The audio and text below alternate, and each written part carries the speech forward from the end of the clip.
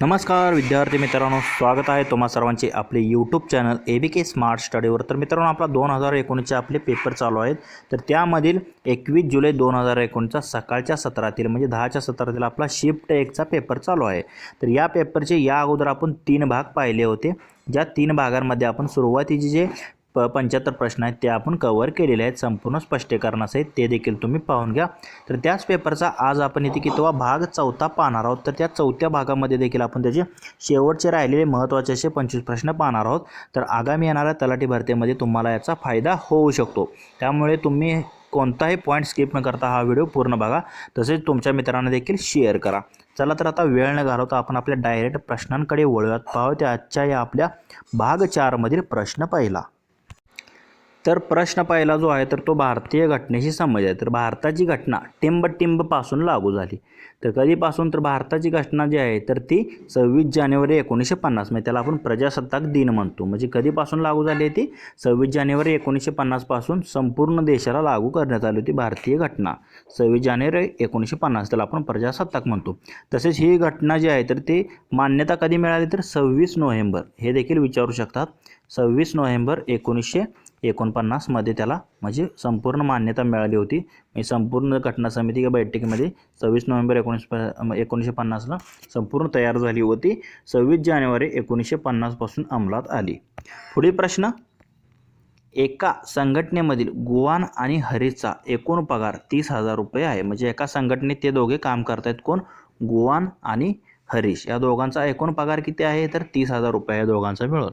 जर गुवानचा पगार जो आहे तर तो 5% वाढवला आणि हरीशचा पगार जो आहे तर तो 7% वाढवला, तर त्यांच्या एकूण पगार जो आहे तर तो 31,800 रुपये एवढा वाढेल। म्हणजे अगोदर 30,000 होता, म्हणजे 5% 7% दोघांचे प्रत्येकी वाढवले तर तो 31,800 झाला।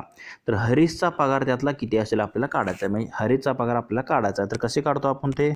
तर आता इथे तुम्ही पाहू शकता, तर गुवान आणि हरीश, आता गुवान आणि हरीश या दोघांचे एकूण पगार किती आहे? सध्याचे 30,000 रुपये दिलेले आहे दोघांचा पगार। गुवानचा पगारामध्ये वाढ किती झाली? 5% झाली आणि हरीशच्या पगारामध्ये वाढ किती झाली? तर 7% झाली आहे। आणि एकूण पगार वाढल्यानंतर किती झाला? 31,800 झाला आहे। म्हणजे अगोदर 30,000 होता, आता 31,800 झाला। म्हणजे एकूण वाढ किती झाली? 31,800 वजा हे 30,000 केले तर 1,800 रुपये जे आहे तर दोघांच्या पगारामध्ये वाढ झालेली आहे। म्हणजे गुवानचा जर पगार आपण जर X मानला तर हरीशचा पगार आणि Y% आपण मानू। म्हणजे दोघांचे प्रकार आपण वेगवेगळे आहेत, कारण वेगवेगळे मानू। म्हणजे गुवानचा पगार X आणि हरीशचा पगार जर आपण Y मानला तर सुरुवातीला दोघांचा पगार किती आहे? 30,000 आहे। म्हणजे X अधिक Y बरोबर 30,000, म्हणजे ह्याला आपण समीकरण 1 म्हणू शकतो। X अधिक Y बरोबर 30,000। आता त्यांनी काय केलं? म्हणजे X अधिक Y बरोबर 30,000, हे समीकरण 1 झालं आपलं। तर आता इथे Xचे 5% अधिक Yचे 7% बरोबर किती? 1,800, म्हणजे असं आपण म्हणू शकतो। म्हणजे काय? दोघांची वाढ झाली ना, ती कशाची? गुवानची 5% आणि Yची 7% वाढ झाली आणि ती मिळून वाढ किती? एकूण 1,800 वाढ निघाली। म्हणजे 5% आपण 5/100 लिहू शकतो। म्हणजे 5x/100 अधिक हे 7% म्हणजे 7y/100 असं आपण लिहू शकतो, बरोबर 1,800। यांचा जर छेद समान केला तर 5x अधिक 7y भागिले 100 येईल। हे कारण छेद समान असल्यामुळे डायरेक्ट बेरीज होणार, बरोबर 1,800। तर हे 1,800ला ते 100 गुणाकारात जाईल, म्हणजे ते काय होईल? तर 1,80,000 होईल। किती? म्हणजे 5x अधिक 7y बरोबर 1,80,000, हे आपलं समीकरण 2 आलं। तर आता पुढे काय करणार आपण? तर आता समीकरण 1 वरून आपण काय म्हणू शकतो? X अधिक Y हे बरोबर 30,000 आहे। तर यावरून आपण X बरोबर हे 30,000 वजा Y, ही आपण Xची किंमत असता म्हणू शकतो, 30,000 वजा Y। तर आता समीकरण 2 काय आहे? 5x अधिक 7y बरोबर 1,80,000। तर इथे जिथे X आहे तिथे 30,000 वजा Y ही आपण किंमत ठेवून टाकायची। म्हणजे 5 कंसात X ची किंमत किती? 30,000 वजा Y अधिक हे 7y ला 7y बरोबर 1,80,000। म्हणजे हे काय होईल? तर 1,50,000 होईल। 5 नंतर आत 30,000ला गुणलं तर 1,50,000 वजा 5y, तर अधिक 7y अधिक 7y बरोबर 1,80,000 झालं। तर वजा 5y अधिक 7y म्हणजे काय होणार? अधिक 2y होणार। म्हणजे 1,50,000 अधिक 2y बरोबर 1,80,000। तर हे 2y बरोबर हे 1,50,000 तिकडे 1,80,000 मधून वजा होतील। म्हणजे 1,80,000 वजा 1,50,000 म्हणजे किती? 2y बरोबर हे या दोघांची वजाबाकी 30,000 येते। 1,80,000 मधून 1,50,000 गेले, राहिले 30,000 राहिले। म्हणजे 2y बरोबर 30,000। म्हणजे वाय बरोबर काय झाले 30,000 भागिले हे 2 भागाकार जाईल. मी 30 भागिले 2 15,000 आलं. वायची किंमत आपल्याला मिळेल 15,000. तर वाय काय आहे तर हरीशचा पगार आहे. हरीशचा पगार देखील 15,000 असणार आहे आणि गोवांचा जरी विचार असेल तर तो देखील 15,000 झाला असता, कारण दोघांच्या पगारची बेरीज 30,000 होती. म्हणजे हरीशचा पगार किती असेल तर तो 15,000 रुपये असेल. तर ते कशामध्ये दिलं आहे तर ऑप्शन बी मध्ये दिलेला आहे. म्हणजे हरीशचा पगार काढायचा होता तर तो किती आला 15,000 रुपये असेल. पुढील प्रश्न तर काय दिले ते खालीलपैकी कोणती नांदेड शहरांमधील मुख्य गुरुद्वारा आहे. आता नांदेडमधील एक महत्त्वाची मुख्य गुरुद्वारा आहे तुम्हाला माहिती आहे, जी शिखांच्या अधिकाराच्या 5 उच्च जागांपैकी एक आहे. म्हणजे शिखांची ज्या 5 महत्त्वाच्या जागा आहेत त्यापैकी एक जी आपल्या महाराष्ट्रातील नांदेडमध्ये आहे. श्री गुरु गोविंद सिंहजींची म्हणजे त्यांची समाधी आहे श्री गुरु गोविंद सिंहजी. त्यांनी शेवटचा तिथे श्वास घेतलेला होता म्हणजे नांदेडमध्ये. तर त्याचं नाव काय आहे तर त्या गुरुद्वाराचं तर त्याला श्री सचखंड गुरुद्वारा असे म्हटले जाते. तर काय सचखंड गुरुद्वारा असं त्या गुरुद्वाराचं नांदेडचं नाव आहे. सचखंड गुरुद्वारा गुरु गोविंद सिंहांची जिथे समाधी आहे, जे की 5 जे शिखांचे आहेत उच्च स्थान त्यापैकी एक मानले जाते. सचखंड गुरुद्वारा नांदेड म्हणजे ऑप्शन ए जे आहे ते आपलं आन्सर असेल. पुढील प्रश्न कोणत्या क्षेत्रामधील उल्लेखनीय कामगिरीसाठी पुलितजर पुरस्कार दिला जातो. म्हणजे पुलितजर जो पुरस्कार आहे तर तो पत्रकार जे आहे तर त्या पत्रकारितेच्या व्यवस्थित कामगिरी ज्यांनी केली तर त्याच्या पुलितजर पुरस्कार दिला जातो. म्हणजे पत्रकारितेशी संबंधित आहे पुलितजर पुरस्कार म्हणजे ऑप्शन ए जे आहे ते आपलं आन्सर असेल. पुढील प्रश्न अलीकडे भारत आफ्रिका संयुक्त क्षेत्र प्रशिक्षण अभ्यास म्हणजे FNDEX 19 खालीलपैकी कोणत्या शहर आणि राज्यांमध्ये सुरू झाला आहे. तर FNDEX जो युद्ध सराव असतो तर तो भारत आणि आफ्रिका यांचा संयुक्त क्षेत्र सराव असतो. तर तो 2019चा कोठे झाला होता तर कोणते शहर आणि त्याचं राज्य म्हणजे पुणे जे आहे तर आपले महाराष्ट्र तर ते पुणे महाराष्ट्र आहे. तिथे भारत आणि आफ्रिका दरम्यान संयुक्त क्षेत्र प्रशिक्षण अभ्यास म्हणजे FNDEX 19 झाला होता पुणे महाराष्ट्र येथे. पुढील प्रश्न पुढील वाक्यात पर्यायातील अचूक वाक्यप्रचार निवडा. तर इथे काय दिलं आहे तर तुमच्या उत्पादनाची जाहिरात केल्याशिवाय खप वाढणार कसा. तुमचं जे उत्पादन आहे तर त्याची जर जाहिरात जर केली नाही तर त्याचा खप कसा वाढेल. म्हणजे तुमच्या उत्पादनाची जाहिरात केल्याशिवाय खप वाढणार नाही. म्हणजे जाहिरात करणे म्हणजे त्याला आपण काय म्हणतो तर त्याचे डंका वाजवणे किंवा डंका पिटणे म्हणतो. म्हणजे गाजावाजा करणे म्हणतो त्याला. म्हणजे डंका वाजवणे म्हणजे तुमच्या उत्पादनाची जाहिरात केल्याशिवाय खप वाढणार नाही. म्हणजे गाजावाजा करणे म्हणजे काय तर डंका वाजवणे म्हणतो. म्हणजे ऑप्शन बी जे आहे ते आपलं आन्सर असेल. पुढील प्रश्न choose the appropriate conjunction for the given sentence. तर आता खाली एक वाक्य दिलं आहे तिथे आपल्याला योग्य कंजक्शनचा वापर करायचा आहे उभयानवी अव्ययाचा. Dash dash she had a good job in USA म्हणजे तिला USA मध्ये चांगला जॉब होता तरीही she came back to India. म्हणजे तरीहीसाठी आपण काय म्हणतो वापरतो अल्दो वापरतो. म्हणजे although she had a good job in USA she came back to India. म्हणजे तिला USA मध्ये चांगला जॉब होता तरीही ती काय भारतामध्ये परत आली. म्हणजे इथे काय ना अल्दो इथे योग्य इथे कंजक्शन आहे. Although she had a good job in USA म्हणजे तरीही she came back to India. तर तरीहीसाठी आपण अल्दो वापरतो. पुढील प्रश्न choose the appropriate articles for the given sentence. मी खालील दिलेले जे वाक्य आहे त्यासाठी आपल्याला योग्य आर्टिकलचा वापर करायचा आहे. Dash dash chief minister. आता चीफ मिनिस्टर आता मुख्यमंत्री किती असतो प्रत्येक राज्याला एकच असतो. म्हणजे एकमेव असतो त्याला आपण काय वापरतो द वापरतो. म्हणजे दी चीफ मिनिस्टर अँड आता प्राईम मिनिस्टर पण एकच असतो आपला. मग इथे देखील द येणार. म्हणजे the chief minister and the prime minister. म्हणजे द ने असणारे जर इथे पर्याय हे कट होईल हे कट होईल हे कट होईल राहील काय हेच. म्हणजे द इथे देखील दच येणार आहे पुढे पर्यायानुसार जर कट करत गेलो तर. म्हणजे the chief minister and the prime minister are attending the meeting scheduled for 10 AM. म्हणजे सकाळी 10 वाजता यांची शेड्युल्ड म्हणजे ठरलेली जी मीटिंग होती तर त्यांनी काय केली तर ती अटेंड केली दोघांनी. अटेंड म्हणजे काय करतो त्याला आपण म्हणजे उपस्थिती दर्शवणे किंवा हजेरी लावणे म्हणतो. म्हणजे अटेंडन्स म्हणजे तुम्हाला शब्द माहिती आहे. म्हणजे त्या दोघांनी म्हणजे सकाळची जी 10ची जी मीटिंग होती त्या 10च्या मीटिंगला दोघांनी म्हणजे मुख्यमंत्री आणि आपले जे पंतप्रधान आहेत त्यांनी म्हणजे हजेरी लावली म्हणतो. The chief minister and the prime minister are attending the meeting scheduled for 10 AM. म्हणजे ऑप्शन बी जे आहे तर तिन्ही ठिकाणी द हे आर्टिकल येतील. पुढील प्रश्न choose the appropriate option with the correct punctuation mark for the given sentence. मग खाली दिलेल्या वाक्यासाठी आपल्याला योग्य पंक्च्युएशन म्हणजे विरामचिन्हांचा वापर करायचा आहे. Sure we had a teacher but not a regular one said the little girl. आता काय सेड द लिटल गर्ल म्हणजे एक लहान मुलगी म्हणत आहे. शुअर, आता शुअरच्या अगोदर आता इथे तिच्या तोंडचे शब्द आहेत म्हणून इथे शुअर या डबल अवतरण चिन्हात शुअर येणार. म्हणजे इथे डबल अवतरण चिन्हात शुअर नंतर वाक्य थोडं थांबतं. मग त्याच्यानंतर एक काय स्वल्पविराम पाहिजे. मी शुअर वी हॅड, आता वी हॅड अ टीचर, आता अ टीचर नंतर एक थोडं वाक्य थांबते म्हणजे देखील कॉमा येणार. But not a regular one म्हणजे ती काय रोजची शिक्षिका नाही. सेड द लिटल गर्ल म्हणजे ह्याची काय आपण म्हणू शकतो. Sure we had a teacher but not a regular one म्हणजे ती जी शिक्षिका आहे तर ती खात्रीने ती शिक्षिका आहे पण ती आमची रोजची शिक्षिका नाही अशी ती लहान मुलगी म्हणते. तर शुअर दोन्ही डबल अवतरण चिन्हात ऑप्शन डी मध्ये तुम्ही जर पाहिलं तर ते योग्यरित्या दिलेलं आहे. Sure we had a teacher इथे कॉमा आहे. But not a regular one इथे देखील कॉमा येणार आणि डबल अवतरण चिन्हाने पूर्ण होणार. सेड द लिटल गर्ल आणि शेवटी फुल स्टॉप. ऑप्शन डी मध्ये दिले ना ते योग्य पंक्च्युएशन मार्काचा वापर केलेला आहे. पुढील प्रश्न, खालीलपैकी कोणत्या राज्यामध्ये दृष्टीदोष असलेल्यांसाठी अंध लिपीमधील पहिली मतपत्रिका सादर केली. म्हणजे ज्यांना दिसत नाही तर अशा व्यक्तींसाठी अंध लिपी म्हणजे ब्रेल लिपी म्हणतो त्याला, तर त्या अंध लिपीतील पहिली मतपत्रिका सादर केली गेली आहे. तर कोणतं राज्य आहे तर ते मेघालय राज्य आहे. कोणतं? मेघालय राज्यामध्ये अंध लिपीमधील पहिली मतपत्रिका सादर केली गेली होती. तर म्हणजे हे तुम्ही लिहून ठेवू शकता म्हणजे कधीही हा प्रश्न विचारला जाऊ शकतो. कारण पहिली आहे, पहिली अंध लिपीतील मतपत्रिका कोणत्या राज्याने सादर केली आहे तर ती मेघालय या राज्याने केलेली आहे. पुढील प्रश्न, रिकाम्या जागी योग्य संख्या निवडून शृंखला पूर्ण करा. तर इथे काय दिले 2, 4, 10, 22, 42, 72. आता 2 आणि 4 मध्ये जर आपण फरक घेतला तर तो कितीचा फरक आहे 2 आणि 4 मध्ये तर 2चा फरक आहे.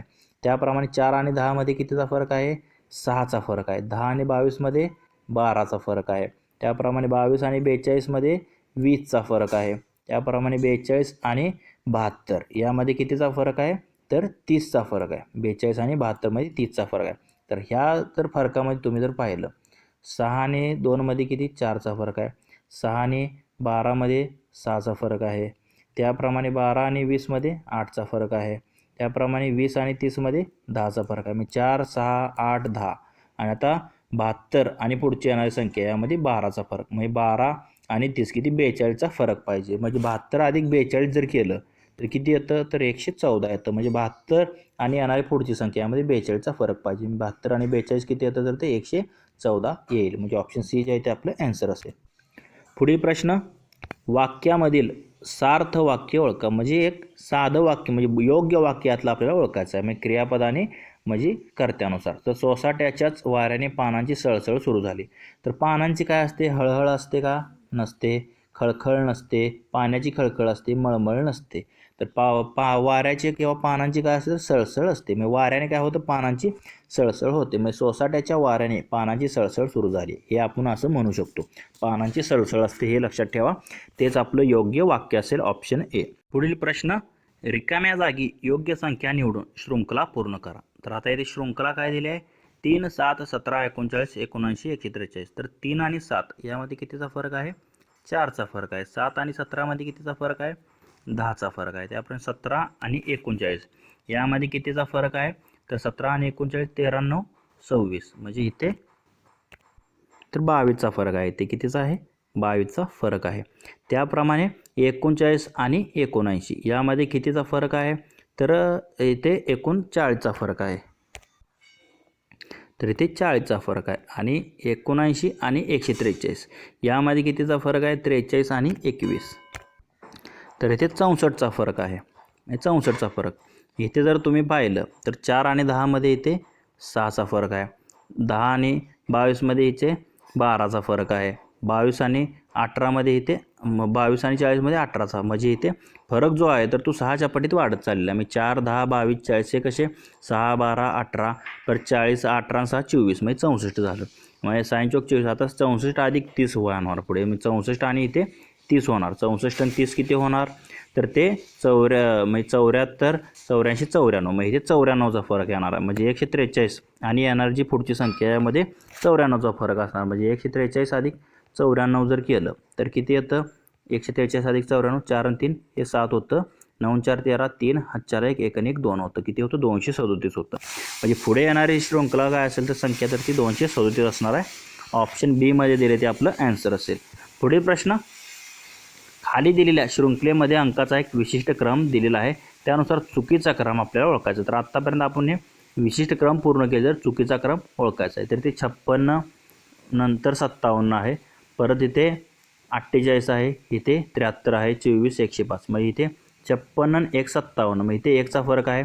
परत 57 आणि 48 यामध्ये कितीचा, तर हे 7 आणि 2 9, इथे 1 इथे 9चा फरक आहे.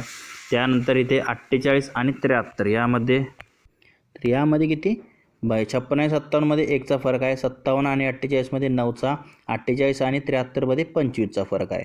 त्याप्रमाणे 73 आणि 24मध्ये फरक म्हणजे 49चा फरक दिसतो तुम्हाला इथे. त्याप्रमाणे 24 आणि 105मध्ये किती 81चा फरक आहे. मग इथे जर पाहिलं तिथे 1चा वर्ग, 3चा वर्ग, 5चा वर्ग, 7चा वर्ग, 9चा वर्ग याप्रमाणे फरक होत चालला आहे. आता पुढे 105 आहे. आता 105 आणि 11चा वर्ग किती 121. मग 121मधून 105 गेले, राहिले किती वजा, म्हणजे 105मधून 121 गेले, तर पुढे काय राहायला पाहिजे, तर पुढे वजा 16 यायला पाहिजे. काय यायला पाहिजे, वजा 16 पाहिजे होतं, पण इथे काय आले वजा 10 दिले त्याने. म्हणजे ते वजा 10 जो अंक आहे तर तो चुकीचा असणार आहे, कारण तिथे वजा 16 आलं पाहिजे होतं म्हणजे दिलेल्या शृंखलेनुसार. म्हणजे वजा 10 जे आहे तर ते आपल्या आन्सर असेल, चुकीची संख्या असेल ती. पुढील प्रश्न, fill in the blank with the correct noun for the given sentence. मी खाली दिलेल्या वाक्यासाठी आपल्याला योग्य नामाचा वापर करायचा आहे. तर इथे काय दिले वाक्य, तर the committee awards only 2 dash dash every year. आता कमिटी अवॉर्ड म्हणजे समितीने जे बक्षिसे किंवा अवॉर्ड दिले जातात, ओनली 2 स्कॉलरशिप्स एव्हरी इयर. म्हणजे त्याला आपण स्कॉलरशिप, आता 2 आहेत म्हणून आता अनेक वचन, मग स्कॉलरशिपला इथे आपल्याला यस प्रत्यय लावला. इथे स्कॉलर म्हणत नाही, इथे डबल यस कधी येत नसतं. त्याप्रमाणे इथे स्कॉलर SHIP, स्कॉलरशिप येणार नाही कारण दोन दिलेत म्हणून ते SHIP यस येणार. जे ऑप्शन बी मध्ये दिले ना ते स्कॉलरशिप येईल. म्हणजे the committee awards only 2 scholarship every year. म्हणजे प्रत्येक वर्षी कमिटी काय करतात, तर ते ओनली म्हणजे फक्त 2च अवॉर्ड म्हणजे स्कॉलरशिप जे आहे ते शिष्यवृत्ती घोषित करतात प्रत्येक वर्षाला. जे ऑप्शन बी जे आहे ते आपलं आन्सर असेल स्कॉलरशिप. पुढील प्रश्न, choose the appropriate preposition for the given sentence. मी खाली दिलेल्या वाक्यासाठी आपल्याला प्रेपोजिशन म्हणजे शब्दयोगी अव्ययाचा इथे वापर करायचा आहे. तर इथे काय दिले, break this chocolate into pieces म्हणतो. आता चॉकलेटचे तुकडे कर, छोट्या छोट्या पीसेसमध्ये म्हणतो. ब्रेक धिस चॉकलेट इंटू येणार, इंटू म्हणजे च्यामध्ये, म्हणजे छोट्या तुकड्यांमध्ये चॉकलेटचे पीस कर. म्हणजे break this chocolate into pieces, तर इंटूने सुरू होणारं एकच आहे ऑप्शन बी मध्ये. बाकी ऑफ इंटू म्हणजे बी आणि सी 2 आहेत. पण आता पुढे काय येणार, pieces and share it dash dash all the children. तर सर्वांच्या मध्ये हे शेअर म्हणजे वाटप कर, सर्वांमध्ये वाटप करायचं असेल तर आपण काय म्हणतो, तिथे बिटवीन काय येतं, दोघांच्या मध्ये येतं. पण 2पेक्षा अधिक जर मुले असतील सर्वांच्या मध्ये तर तिथे आपण अमॉंग वापरतो, म्हणजे अमॉंग ऑल द चिल्ड्रन. म्हणजे सर्वांमध्ये ते चॉकलेटचे तुकडे कर आणि सर्वांना वाट म्हणतो आपण. म्हणजे break the chocolate into pieces and share it among the all children म्हणतो. ऑल दी चिल्ड्रन म्हणजे तिथे काय ना अमॉंग येणार. म्हणजे इंटू आणि अमॉंग हे करेक्ट प्रेपोजिशन येतील. ऑप्शन बी मध्ये दिले ते आपलं आन्सर असेल. पुढील प्रश्न, खालील प्रश्न हे खाली दिलेल्या 5 तीन-अंकी संख्यावर आधारित आहे. मी आता इथे 5 तीन-अंकी संख्या दिसतात तुम्हाला. तर इथे 328, 642, 836, 697 आणि 954. तर या सर्वात मोठ्या संख्येच्या तिसऱ्या अंकाने, इथे जर तुम्ही पाहिलं तर 300, 600, 800, 600 आणि 954. ही 954 ही सर्वात मोठी संख्या आहे. त्याच्यानंतर कोणते 836 आहे. तर आता इथे काय म्हणे, सर्वात मोठ्या संख्येचा तिसरा अंक. आता सर्वात मोठी 954 आहे, तिचा तिसरा अंक काय आहे 954चा 4 आहे. तर ह्या 4 अंकाने दुसऱ्या सर्वात मोठ्या संख्येला, आता दुसरी सर्वात मोठी संख्या 836 आहे, तर दुसऱ्या सर्वात मोठ्या संख्येच्या पहिल्या संख्येला म्हणजे ह्या 8ला जर भागल्यास उत्तर काय येतं. मी 8ला जर 4 भागलं तर काय येतं, 4 1 4, 4 2 8. उत्तर काय यायला पाहिजे, 2 यायला पाहिजे. म्हणजे ऑप्शन 1 मध्ये दिले, साधा सिंपल प्रश्न आहे. 2 जे आहे तर ते आपलं आन्सर असेल. पुढील प्रश्न, पुढील वाक्यातील अधोरेखित अव्ययाचा प्रकार ओळखा. म्हणजे कोणतं अव्यय वापरले ह्या वाक्यामध्ये. तर वाक्य काय दिले, पूर्वी आपल्याकडे विधवा विवाहास मान्यता नव्हती. तर आता पूर्वी काय होतं, परंपरागत आपले विधवा विवाहास मान्यता नव्हती, आता मान्यता दिलेली आहे सर्व ठिकाणी. पण पूर्वी आपण कशासाठी वापरतो, पूर्वी म्हणजे क्रियापदाबद्दल मान्यता नव्हती. कधी, पूर्वी मान्यता नव्हती. म्हणजे हे कसं आहे तर एक कालवाचक हे क्रियाविशेषण अव्ययाचा प्रकार आहे. म्हणजे पूर्वी हे काय असेल तर ते क्रियाविशेषण अव्ययाचा प्रकार असेल. ऑप्शन ए जे आहे ते आपलं आन्सर असेल. पुढील प्रश्न, गोवा किनारपट्टीवरील सर्वात मोठ्या नौदल अभ्यासामध्ये टिंबटिंबचा सहभाग असणार नाही. म्हणजे कोणत्या कशाचा सहभाग असणार नाही. तर यामध्ये INS संकुलचा सहभाग होता, INS चेन्नईचा होता, INS तारकासचा होता. पण INS दिल्ली जे आहे तर त्याचा सहभाग नव्हता.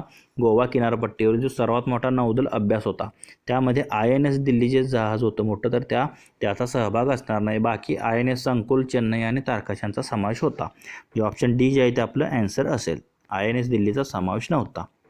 पुढील प्रश्न, सिनेमागृहामधील खुर्च्यांची संख्या 8% कमी केली गेली आणि तिकिटाची किंमत 4% वाढवली तर संकलित केल्या जाणाऱ्या उत्पन्नावर काय परिणाम होईल. तर इथे काय केले, सुरुवातीला 8% कमी केले. त्याला काय म्हणतो आपण, एक्स म्हणतो. म्हणजे एक्स बरोबर हे 8% पण कमी केले आणि तिकिटाची किंमत काय परत 4% वाढवली. म्हणजे हे +4 म्हणजे तिकिटाची किंमत 4% वाढवली. म्हणजे y बरोबर 4. मग तर एकूण उत्पन्नावर काय परिणाम होतो. तर आता सुरुवातीला कमी केले नंतर जर वाढ झाली असेल, कमी आणि वाढ असं जर झाले तर आपण काय करतो, -x अधिक y वजा xy भागिले 100 आणि ह्या सर्वांना गुणले 100 करतो. इथे काय होते, जेव्हा पहिल्यांदा वाढ होते आणि परत जर सुरुवातीला म्हणजे कमी होतं आणि परत जर घट असेल तर ते 100% घटच होणार आहे. आता -x अधिक y म्हणजे x किती आहे 8 म्हणजे -8 अधिक हे 4 -8 चौक 32 भागिले 100 म्हणजे 32 भागिले 100 काय येतं, हे 0.32 येतं. -8 अधिक 4 हे -4 येतं म्हणजे -4.32 आलं हे. तर वजामध्ये आलं हे, कशामध्ये, वजामध्ये म्हणजे काय, यामध्ये घट झालेली आहे. पण किती, 4.32% घट झालेली आहे. कशामध्ये दिलं आहे तर ऑप्शन बी मध्ये दिलेलं आहे. 4.32% यामध्ये घट होईल उत्पन्नावर. ऑप्शन बी जे आहे ते आपलं ॲन्सर असेल. पुढील प्रश्न, खालील मांडणीचा काळजीपूर्वक अभ्यास करा आणि खाली दिलेल्या प्रश्नाचे उत्तर द्या. तर मांडणी काय दिली आहे, तर ही या प्रकारे इथे मांडणी दिलेली आहे. तर इथे काय म्हटले त्यांनी, तर जर वरील मांडणीतील सर्व चिन्हे काढून टाकली तर खालीलपैकी डाव्या टोकापासून 10वे अक्षर कोणते असेल. तर डाव्या टोकापासून 10वे अक्षर म्हणजे सर्व जे आहे तर ते चिन्हे काढून टाकायत. तर आता इथे चिन्हे कोणकोणते आहेत, तुम्ही जर इथे पाहिलं तर आता इथे # एक चिन्ह आहे, त्याप्रमाणे पुढे पर्सेंटेज एक आहे, त्याप्रमाणे हे आहे, परत पुढे @ आहे, हे काढून टाकलं, त्याप्रमाणे पुढे हे सी काढून टाकलं, हे बाण एक काढून टाकला. तर इथे जर तुम्ही डावीकडून जर उजवीकडे जायचं आहे तर 10वं अक्षर म्हणजे हे A8 B6 म्हणजे 1 2 3 4 7 म्हणजे 5 6 7 8 9 10. 10वं कुठलं येतं, फी येतं, हे 10व्या क्रमांकावर येतं. चिन्हे जर काढून टाकले तर म्हणजे इथे कशामध्ये ऑप्शन सी मध्ये दिलेलं आहे. फी जे आहे तर ते 10वे अक्षर असेल डाव्या टोकावरून, म्हणजे सर्व चिन्हे काढून टाकल्यानंतर तेच आपलं ॲन्सर असेल. पुढील प्रश्न, पुढील नामाला अयोग्य विशेषणाचा पर्याय निवडा. म्हणजे चुकीच्या विशेषणाचा पर्याय निवडायचा. तर पान, आता काय म्हणतो आपण, वहीचे पान म्हणतो, हिरवे झाडाचे पान म्हणतो, मऊ पान म्हणतो, पण चौपट पान म्हणतो का नाही. पदर म्हणजे दुपदरी म्हणजे एकावर एक पान ठेवले का त्याला आपण म्हणजे दुपदरी असे म्हणतो, पण चौपट असं म्हणतो का पान कधी, झाडाचं पान असं विशेषण आपण वापरत नाही पानासाठी. वहीचे पान म्हणतो, हिरवे पान म्हणतो, मऊ पान म्हणतो, पण चौपट असं कधी विशेषण वापरत नाही पानासाठी. म्हणजे ऑप्शन डी जे आहे ते आपलं ॲन्सर असेल. चौपट असं विशेषण कधीही वापरत नसतो. पुढील प्रश्न, गटात न बसणारा पर्याय ओळखा. तर इथे काय दिले, अलंकार, उद्देश, विधेय आणि उद्देश विस्तार. तर उद्देश, विधेय विस्तार आणि उद्देश विस्तार हे कशा वाक्य पृथक्करणाचे प्रकार आहेत. पण हे अलंकार जो आहे तर यामधील वेगळा घटक आहे. म्हणजे ऑप्शन ए जे आहे ना तर तो गटात न बसणारा शब्द असेल अलंकार, ऑप्शन 1. पुढील प्रश्न, जानेवारी 2019 मध्ये भारताच्या पंतप्रधानांनी म्हणजे नरेंद्र मोदी यांनी महाराष्ट्रामध्ये टिंबटिंबच्या सोलापूर, तुळजापूर, उस्मानाबाद विभागाचे उद्घाटन केले होते. म्हणजे कोणता राष्ट्रीय महामार्ग क्रमांक आहे, सोलापूर, तुळजापूर आणि उस्मानाबाद. तर तो NH 211 त्याला म्हटले जाते. NH 211 जो आहे तर त्याचे उद्घाटन केले होते जानेवारी 2019 मध्ये भारताचे पंतप्रधान नरेंद्र मोदी यांनी. NH 211 म्हणजेच सोलापूर, तुळजापूर, उस्मानाबाद या हायवेचे म्हणजे विभागाचे उद्घाटन केले होते. पुढील प्रश्न, तर 6 पुरुष आणि 8 मुलं एक काम 10 दिवसात पूर्ण करू शकतात. तर इथे हा प्रश्न इथे, तर हा विद्यार्थी मित्रांनो हा शेवटचा प्रश्न होता आपला जानेवारी 2019 मध्ये. तर हा शेवटचा प्रश्न होता. जर तुम्हाला या ह्याची जर PDF हवी असेल तर आपले टेलिग्राम चॅनल आहे, त्याची लिंक जी आहे आपण डिस्क्रिप्शनमध्ये दिलेली आहे, तिथे तुम्ही टेलिग्राम चॅनल जॉईन करून याची PDF मिळवू शकता. तसेच तुम्हाला जर हा व्हिडिओ आवडला असेल तर लाईक करा व तुमच्या मित्रांना देखील शेअर करा. तसेच असे जर नवनवीन व्हिडिओ हवे असतील तर आपले YouTube channel ABK smart study subscribe करा व समोरील बेल आयकॉनवर प्रेस करा. धन्यवाद मित्रांनो. जय हिंद, जय महाराष्ट्र.